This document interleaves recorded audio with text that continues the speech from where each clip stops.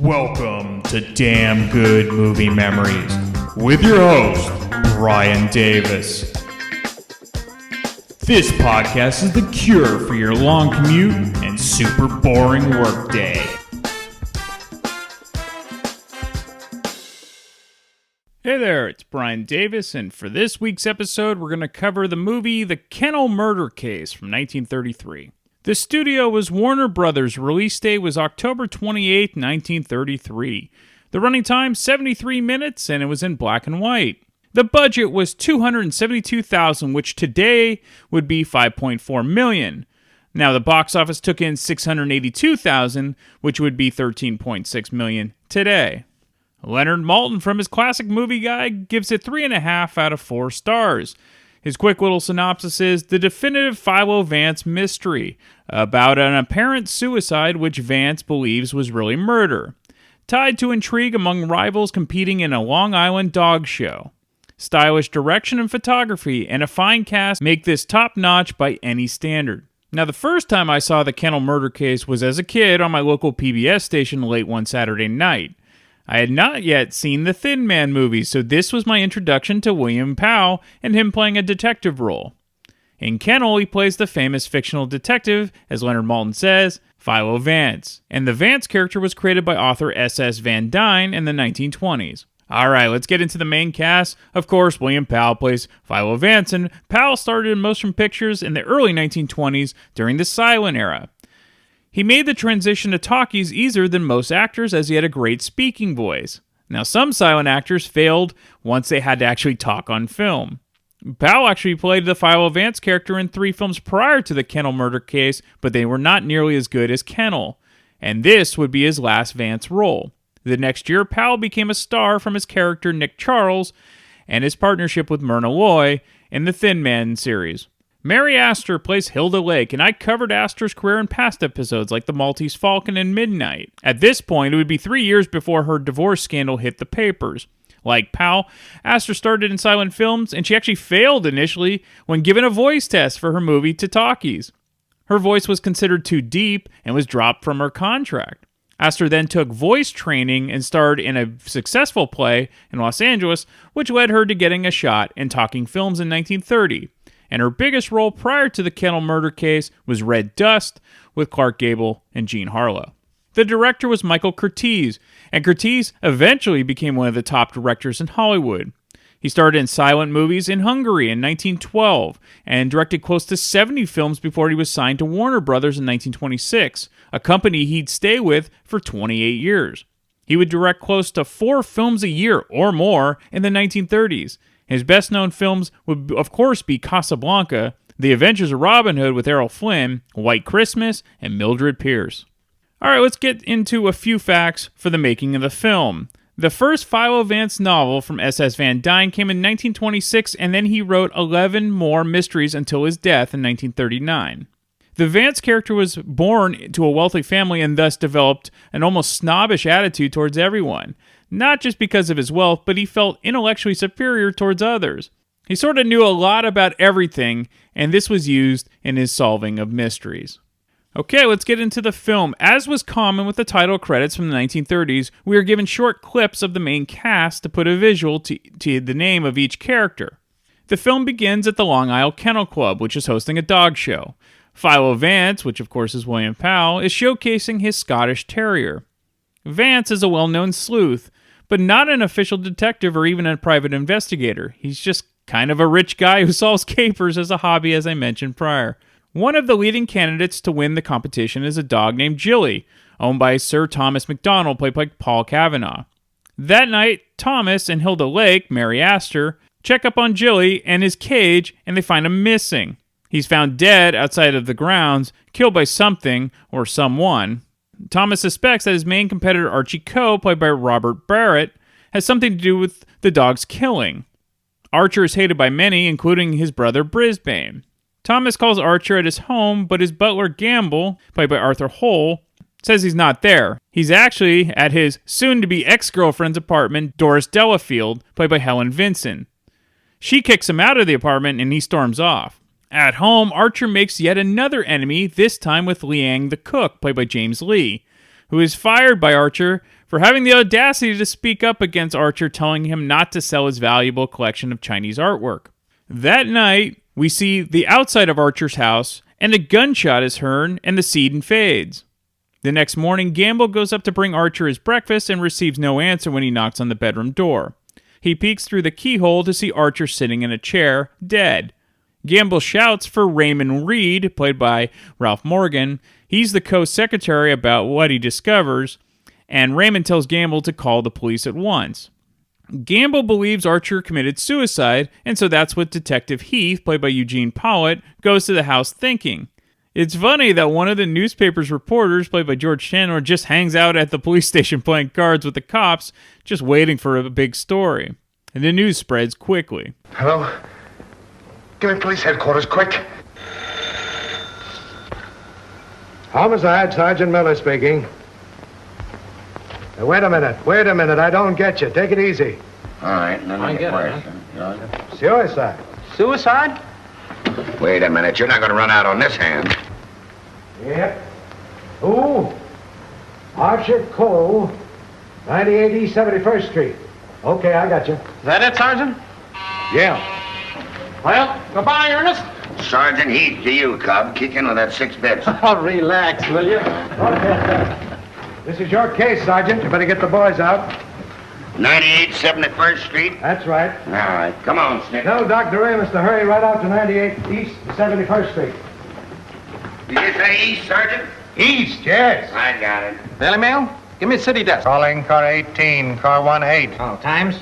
Charlie Adler. 98 East 71st Street. Last night, Archer Cole committed suicide. Proceed immediately and call your station for instructions.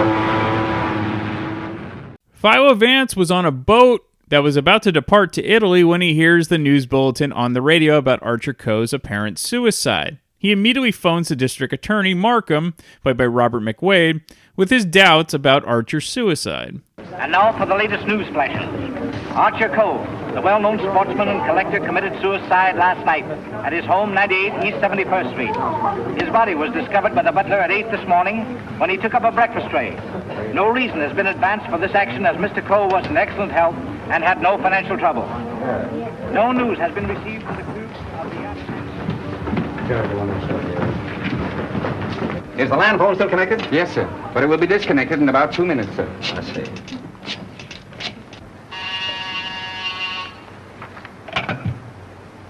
Hello? Hello, Markham. Hello, Vance. I thought you were on your way to Italy. I am. Well, I say, Markham, I just heard about Archer Coe. Yes, too bad he had to bump himself off like that. That's why I called you. Are you sure that he did bump himself off? Well, his butler tells us he's sitting in a locked room with a revolver in his hand and a bullet in his head. I don't know what else you'd call him. I don't want to butt into your affairs, but aren't you a bit hasty in jumping to that conclusion? Hasty? Why? Well, if you knew Archer Coe, you would know that suicide is almost a psychological impossibility for him. Psychological bosh. 2 and 2 make 4, don't they? But how do you know you have 2 and 2? Just let me point out to you. Oh, point out the Statue of Liberty. Say, Vance. Hello? Hello? The land phone has been disconnected, sir. Oh.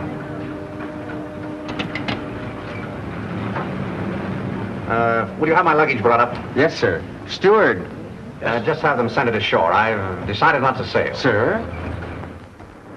Vance, you've been right about a lot of cases in the past, but I can't help smiling at you getting off that boat and giving up a swell trip all because of a hunch. As a matter of fact, Markham, it was more than a hunch. Huh? It just so happens that I talked with Archer Coe only yesterday. What? Where? The Long Island Kennel Club. You know, I can't conceive of a man on the verge of suicide being very deeply concerned over winning a championship at a dog show, can you? No. What do you mean? Simply this. As late as yesterday afternoon, Archer Coe was looking forward with the keenest anticipation to winning a blue ribbon from Sir Thomas MacDonald today. Sir Thomas MacDonald. Say, wasn't it his dog that was found dead last night? All right? And Archer Coe found dead this morning. You suppose there might be some connection there? I don't know. But if someone were to try to kill Captain McTavish, I'd probably turn murderer myself, wouldn't I, Captain?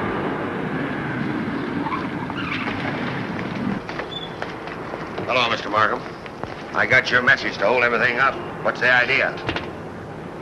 Hello, Mr. Vance. Good morning, Sergeant. Well, it's been a long time. Several years.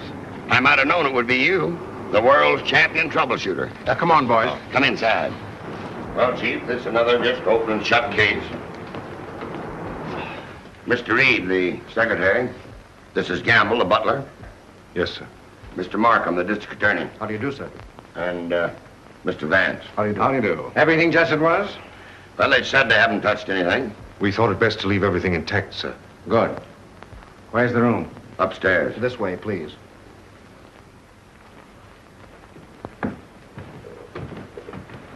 You've been in Mr. Coe's service long?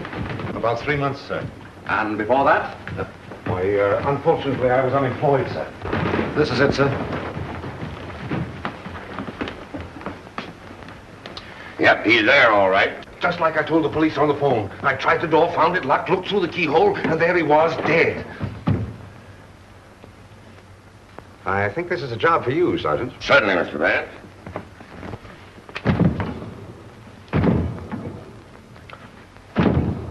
Well, Hennessy, what are you standing there for? Your health? This takes beef. All right.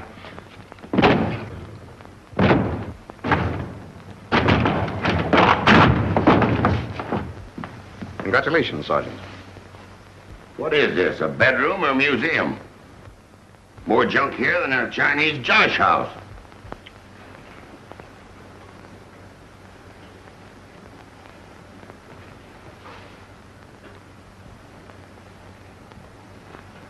I trust I did the right thing, sir, by not breaking down the door. I realized I could be of no help to him. Oh, he's been quite dead for hours. Bumped himself off, that's plain enough. Certainly looks that way, Vance. I'm afraid your trip was spoiled for nothing. I think not, Markham. This may prove far more interesting than a trip to Europe.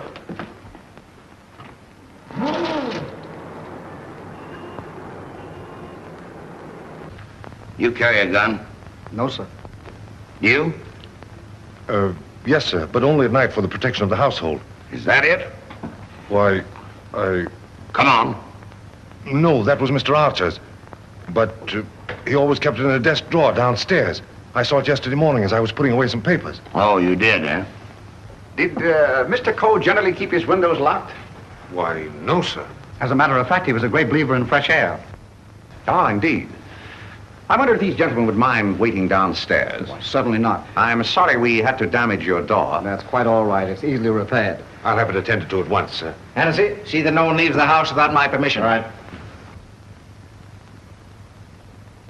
It's as plain as a nose on your face. This guy locked himself in here and blew out his brains.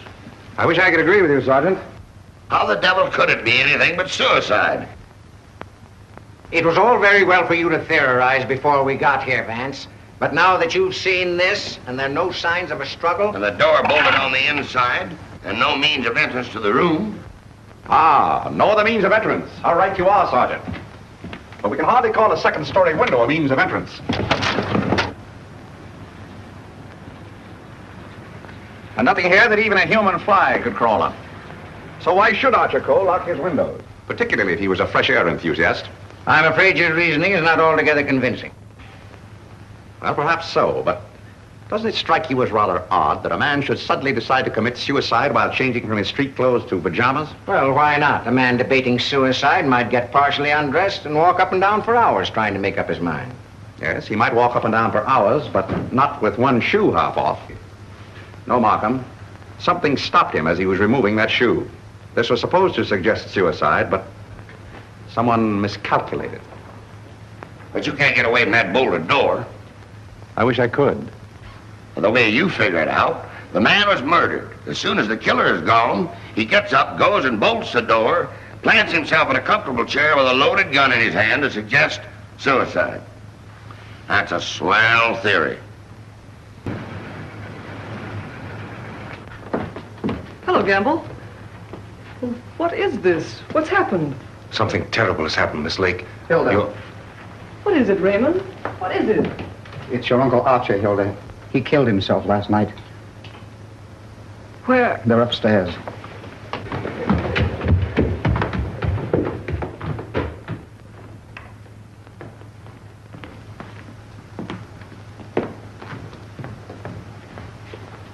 Hey, don't don't touch that body, miss. Oh, Mr. Vance. How do you do, Miss Lake? This is Mr. Markham, the district attorney. How do you do? Miss Lake, his Co's niece. I'm sorry, Miss Lake, but you mustn't touch anything until the medical examiner arrives. It's against regulation. Is it also against regulations to tell me what's happened? We arrived only a few moments ago. We found your uncle as you see him. It has every appearance of suicide. I doubt it. Do you know of anyone who would have reason to kill your uncle? Yes, I had for one. Why, Miss Lake? Because he stood in the way of everything I wanted. He made my life miserable because he held the purse strings. And because he was jealous of every man who came near me. I was afraid of him. Oh, the horrible nights I've spent in this house. Are we to accept your comments as a confession of murder, Miss Lake? Look here, Markham, that's ridiculous. Please, Raymond. I think I can handle this situation myself. When we found your uncle, Miss Lake, the door was bolted from the inside. Bolted inside. Oh. Maybe he did shoot himself. Can't you make up your mind? Do you know of anyone else who felt as you do about your uncle? Practically everyone he came in contact with. He was ruthless. He wanted his own way in everything. I imagine there are plenty of Chinese who will be glad to know that his collecting days are over. Ask our cook. I shall. Can you think of anyone else? Well, Uncle Brisbane shared my feelings toward him, I'm sure. Where is this Brisbane guy? Maybe he decided to do something about it. That's impossible. He's on his way to Chicago. He left on the 5 o'clock train yesterday afternoon. He'd be just about getting there by now. Well, you'd probably like to wire him, wouldn't you? Why, yes, of course. Is that all? For the present, yes.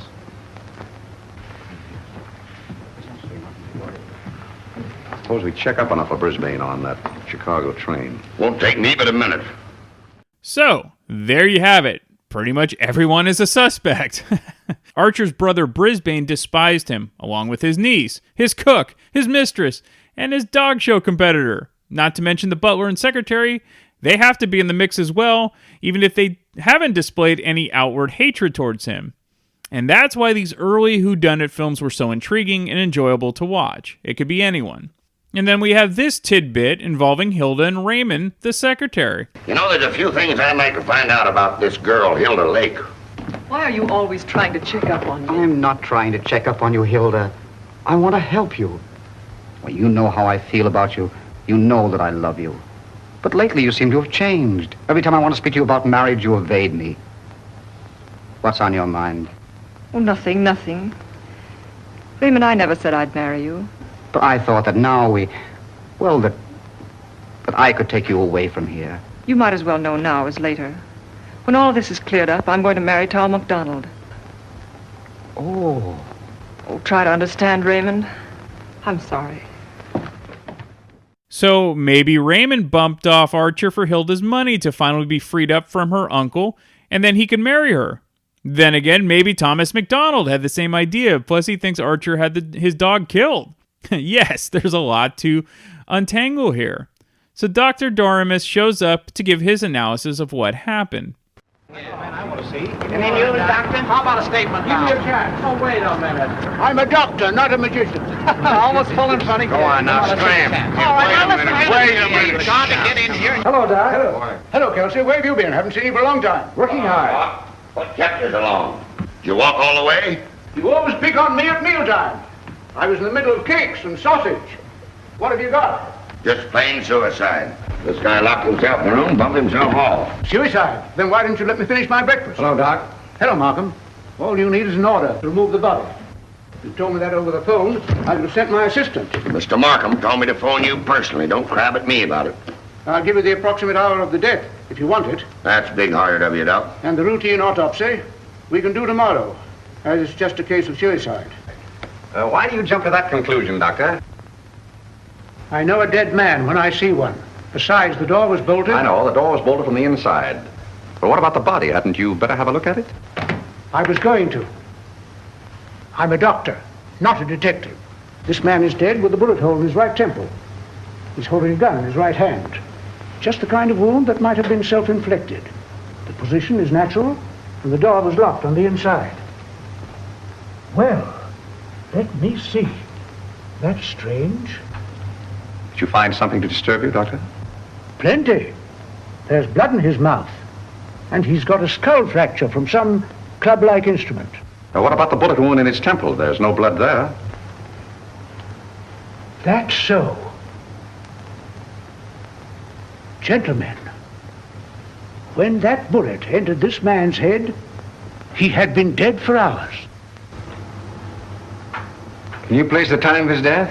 I'd say from 8 to 12 hours ago. Would you say that the revolver was placed in his hand before rigor mortis set in? Yeah. Did he die from the effects of the blow on the head? No. Probably rendered him unconscious for a while, but that wouldn't have killed him. Not powerful enough. The blow didn't kill him, the bullet didn't kill him, and yet he's dead. Suppose we try to find out just what did kill him. Glad you thought of that, Mr. Vance. It's not a bad idea. Perhaps I'd better take another look. Easy. There he is. Now then, All right, just a little more that way. All right, That's there better. for you, Doc. That's it. There couldn't have been much of a struggle. His hair isn't even mussed. Maybe somebody slugged him and then combed his hair. By George! Now I've got it. Stabbed below the left shoulder blade, near the spine. There's no external bleeding. Internal hemorrhage, huh? That's it. What do you think of the suicide theory now, Sergeant? Well, it's slightly complicated for him to shot, slugged, and stabbed himself, particularly in the back. Yeah, it's very complicated. Oh, Markham. Yes. You see, there's no hole in the back of his pajama jacket. So he couldn't have been wearing that when he was stabbed. But get this. There's a hole in the back of his coat and another in his waistcoat, blood-stained. He must have been fully dressed when he was attacked. That is me out. I finished. I suppose you want a quick autopsy. Yes. Get that body down to the morgue as soon as possible. Good day, gentlemen. Good day. Hey, Doc, Yes? do you think there's any possible chance of that being suicide? What? All right. Just a fair question, big boy. Go on home and get your hot cakes and sausage. You need the strength. Anything? Yeah. Hurry up with that dead wire. Right. Any report on that wire? Not yet, Sarge. As we expected, this definitely wasn't suicide. So now Philo Vance and the actual police will have to untangle the mystery of who killed Archer Coe and Jilly the dog. Of course, the non-official detective will always be one step ahead of the actual police, as is the case with all of these films. As the police attempt to find Brisbane Coe to question him about his brother's apparent murder, they can't find him, which leads to additional question of the butler Gamble about Brisbane's demeanor before he left for his trip. Brisbane Coe not aboard this train. Wallace, conductor, train number 7. Sit down.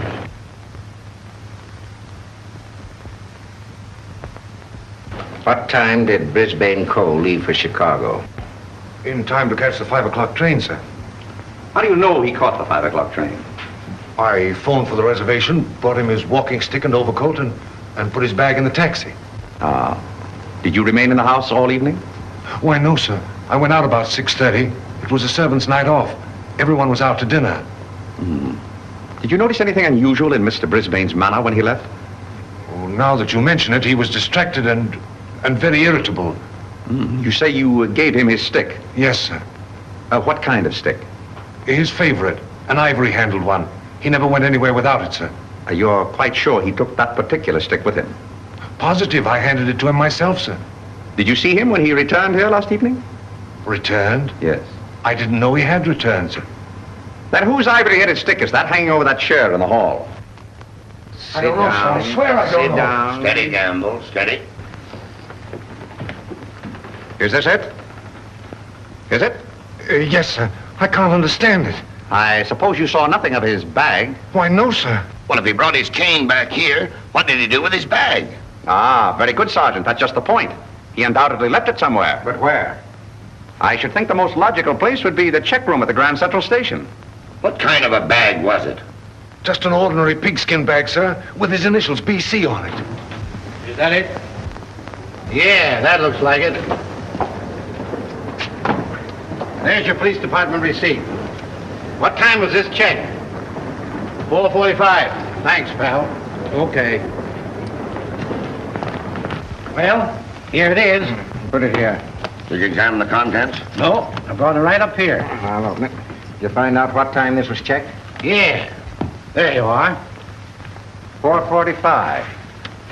He must have gone direct from the house to the station. Did the attendant remember who left this? No, he said it was some men at them, but most of the time he didn't even notice the people.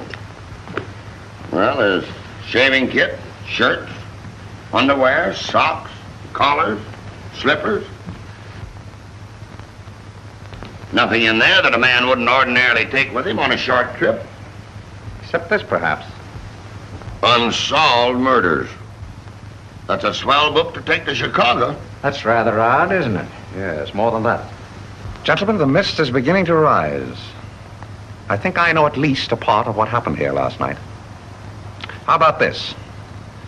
Let's say that Brisbane Coe started for Chicago on a night when he knew that no one but Archer would be at home. He missed his train purposely, checked his bag at the station, and returned here to kill his brother. To make a perfect alibi, he planned to take a later train to Chicago. But something stopped him. And something stopped Archer Coe before he could remove his shoes last night. You see what I mean? Those shoes of Archer's, that bag of Brisbane's, his stick hanging there in the hall, it shouldn't have been there. Say, just a minute. Gamble. Where did Mr. Brisbane usually put his hat and overcoat when he came in? He always hung them in the closet, sir. Which closet? This one.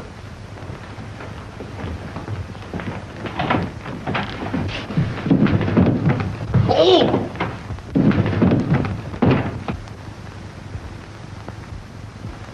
Mr. Brisbane. Well, Mr. Vance, where are we now? I should say somewhere in the middle of the Gobi Desert. Ah, so now we have 3 murders. The plot keeps getting better, but at least there's one less suspect. And one of the funniest characters in the film is the doctor, who keeps getting these pesky dead body calls when he's trying to eat his meals. Hello. What? Again? I'm right in the middle of my lunch. First you interfere with my breakfast, then you ruin my lunch. Don't you boys ever eat? No, I'm on a diet. Oh, all right. Hello. All right, I'll attend to that later. Get me the wagon and the fingerprint gang.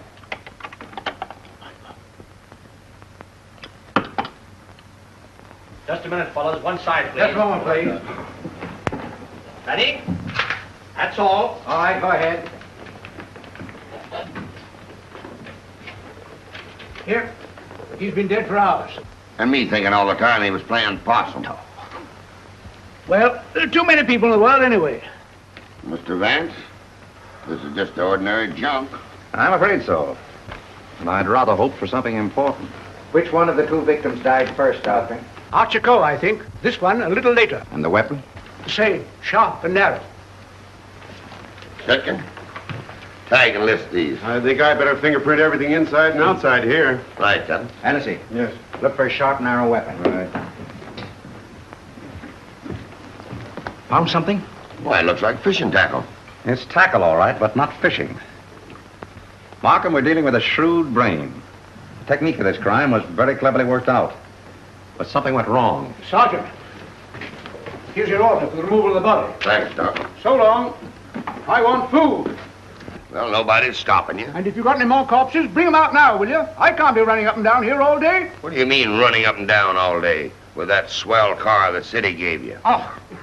Nothing upsets the doctor.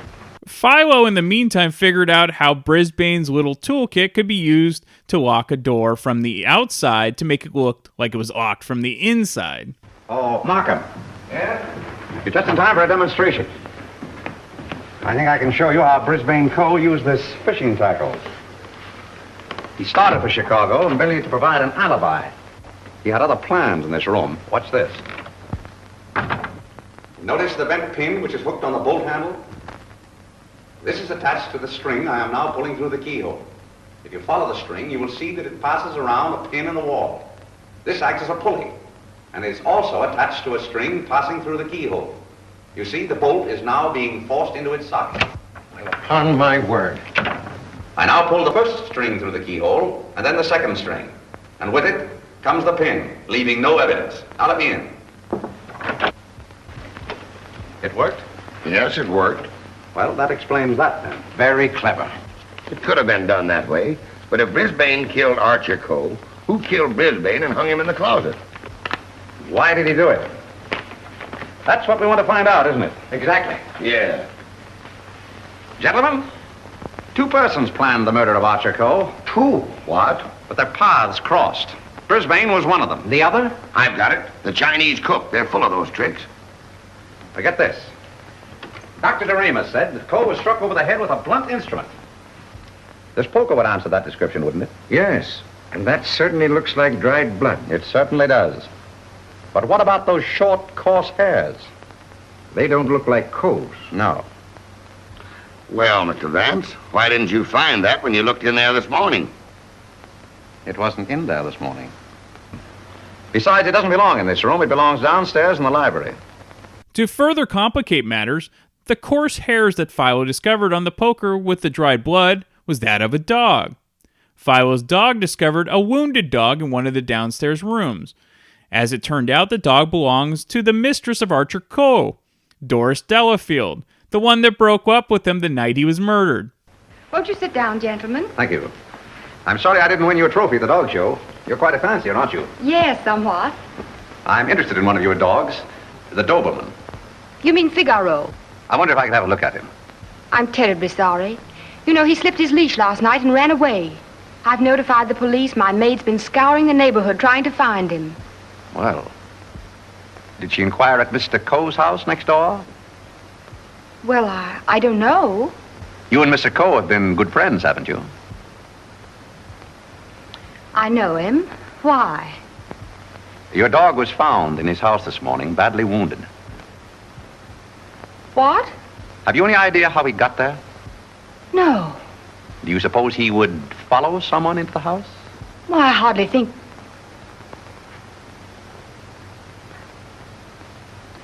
Now, what are you driving at? Mr. Archer Coe and his brother were murdered last night. Murdered? I was afraid that...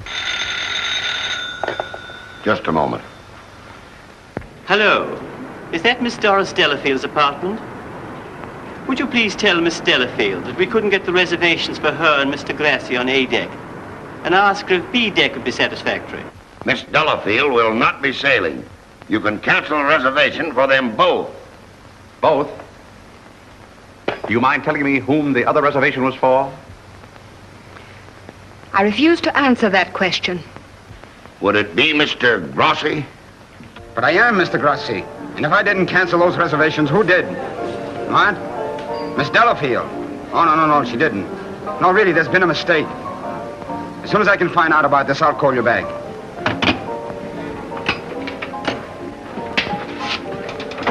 I don't think you'll find Miss Delafield at home just now. And as for the cancellation of your steamship reservations, we regret very much that it was necessary. Who are you? This is Mr. Markham, the district attorney. Oh, I'm honored, but I'm afraid I don't quite understand. It's about this. As a matter of fact, Mr. Coe didn't commit suicide. He was murdered. Murdered? Would you mind coming along with us? Just a little matter of comparing fingerprints. No, not in the least. So now we have two more suspects. I love it. Let's see. It could be Hilda the niece, Raymond the secretary, Liang the cook, Gamble the butler, Sir Thomas the lover of Hilda, Doris Delafield the mistress, and Eduardo Grossi the lover of Doris. The final 30 minutes gives the back and forth in the eventual unraveling of who committed the murders. So while the film doesn't get the acclaim that the Thin Man series gets, it's a great precursor to that series, and a terrific mystery, and really packs in a ton in just 75 minutes. Definitely check it out if you want a breezy mystery, and it's on YouTube for free. I'll leave you with another gem from Dr. Doremus. I'm the city butcher, not the detective.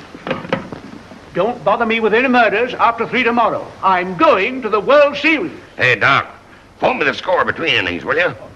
And I'm all sure you're wondering, well, at least my father and my uncle are, the winner of the 1933 World Series they were talking about. The New York Giants, who eventually became the San Francisco Giants in 1958, well, they beat, in 1933, the Washington Senators 4-1.